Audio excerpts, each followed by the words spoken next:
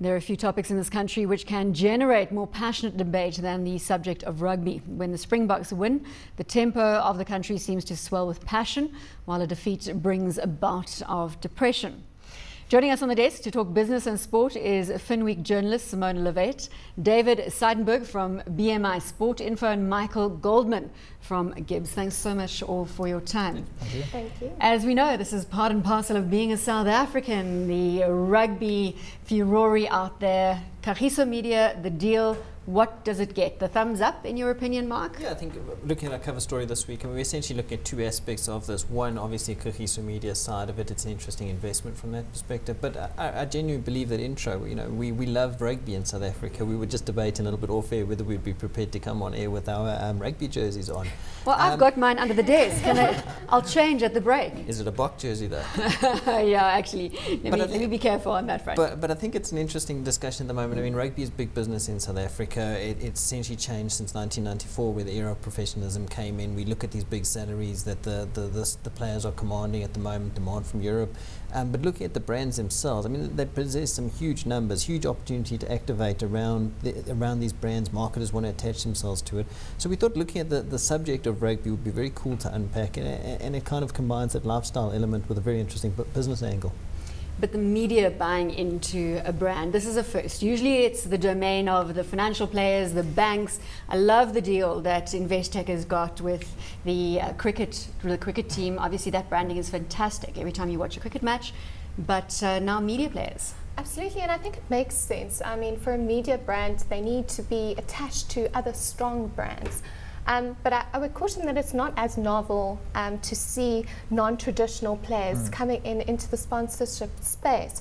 For example, we've just seen Unilever, which is a fast-moving consumer goods company, coming to the space. We've seen DHL partnering with the Stormers. Mr. Price has got a long-running partnership with the Sharks. So we are seeing non-traditional players actually coming into the space. The domain of media, though. This is an interesting one. It is, and it's a good one. It's where things are going. I mean, even if you go a step further on the sponsors and look at the Vodafones and locally the Vodacoms of the world, the sponsorship play historically was let's get branding exposure in the normal. Now it's about content ownership. It's about owning the content on the small screen, on the second screen, as we like to call it. Supersport, as you know, has been involved in owning teams for many years. They own their own soccer club, Supersport United, which was their entry into the PSL, and they've been involved with the ownership of a number of the rugby teams as well, in a smaller portion. And Prime Media had a smaller. Absolutely, through the holding so company. this is now just putting it squarely back in play with the media companies. Is the deal sustainable, in your opinion?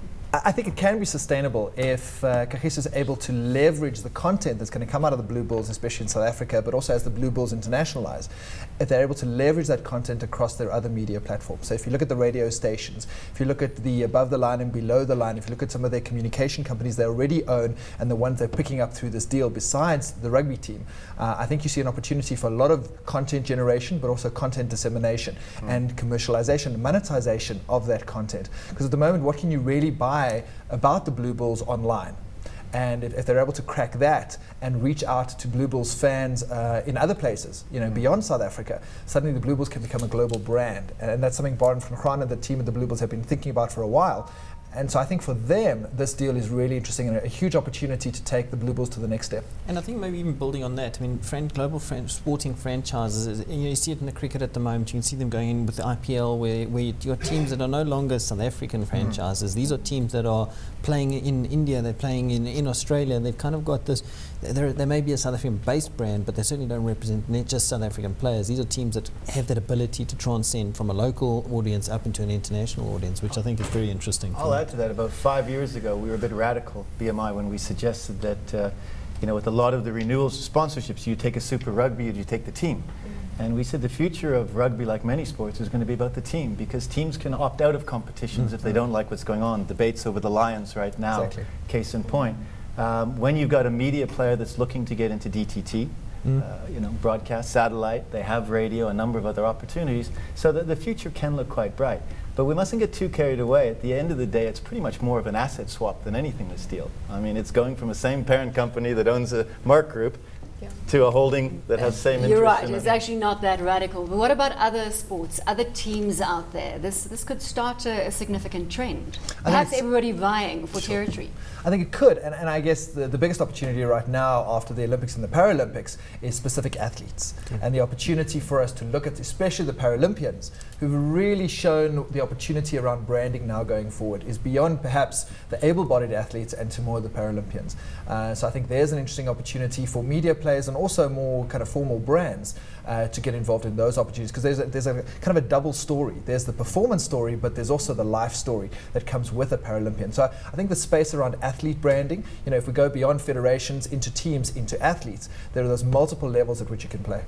It's interesting, just picking up on the Olympic theme, that corporate South Africa wasn't behind the team before it went, and then obviously with some goals in the bag, and suddenly it's all back in the headlines, and we've probably got corporate South Africa, as you say, vying to support individual players. In my opinion, one of the biggest debates going on and raging around the future of sponsorship in this country revolves around TV.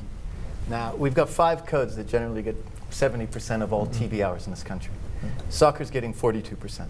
Okay, so if you add rugby and cricket, there's 50%. All these Olympic codes get a 4-week window every 4 years, and then they're not to be seen or heard. Sponsorships in swimming were dropped before the Olympics.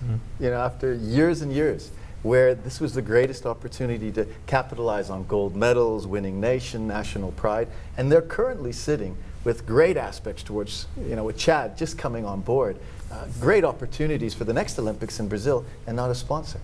Surely these people have to be lining up, but they're not going to, like many of the other Cinderella codes, until they get TV time, TV space to give the sponsors that return on investment. Yeah, I mean, at the moment, unfortunately, far too many marketing directors and brand directors are looking at TV exposure as the real value, whereas I think they need to look beyond that. And rights holders, the teams, the athletes, need to put together packages that are much more about reaching the fan in non-traditional ways. So across those multiple screens that Dave's talking about, and mobile and email, etc., is because if you can create that connection with the fan, you don't need to go through TV. And TV will always be limited, and TV will be always fairly expensive. And so the opportunities to build a fan base and build a real CRM connection with those fans beyond TV, I think that's the opportunity for some of the smaller sports and some of the smaller sponsors. When are the marketing directors going to embrace that trend? Well, I think with their budgets being slashed, they kind of don't have a choice right now. I mean, looking, for example, at Vodacom, they specified that their rand for rand spend is split equally between direct and in terms of leverage, their activation. And their activation, they've been very strong in through their mobile Mobi23, their digital platform, in actually reaching the fan base. So I think that's one example where they're doing it very well. I'm going to jump differ a little bit. One of the studies we've had, Pepsi was a great example where they dropped all their traditional advertising. They dropped the Super Bowl ad. They went crazy on social because their demographic is 16 to 24. They won awards for the best social media campaigns, the most likes, the most tweets. Unfortunately, at the end of the year, the financial director turned around and said, we lost 5% market share. You lose, and social media is great, and engagement is where sponsorship is, there's no question, Michael. But the minute you drop your TV platform as an anchor, you're in trouble. MasterChef Australia, great social media, but it's anchored by a regular TV show that gets it going. So TV has not, in any way, shape, or form, lessened in importance. And with PVR and this is music to my ears. We're here for a while. Please, you're here for a while. I hope all the marketers out there are listening to how important TV is in their strategy. It's the integration of those mediums. So with that TV platform, to drive your social media, to get people online, to get them tweeting, starting conversations and engaging, that's where we are. Because as a potential sponsor, I don't care how many people you reach via TV. If you don't know who they are as a rights holder, and you can't give me a connection to them as a brand, you're not really adding any value. Yep. And I think maybe even building on Michael's point though, I mean, I think people do want to associate themselves with a story. I mean, when there's excess cash around and you're able to throw it at a marketing, you can kind of take a blanket Blue Bull sponsorship. But building on the Paralympian story, I mean, you can produce some very, very powerful content, either social or live events or engagement with specific athletes. And I think that you can see a trend where, I mean, you look at the build-up for Supersport that did for the Olympics with one of those Heroes adverts. I mean, essentially that resonates with a viewer because they say this is a story that's believable.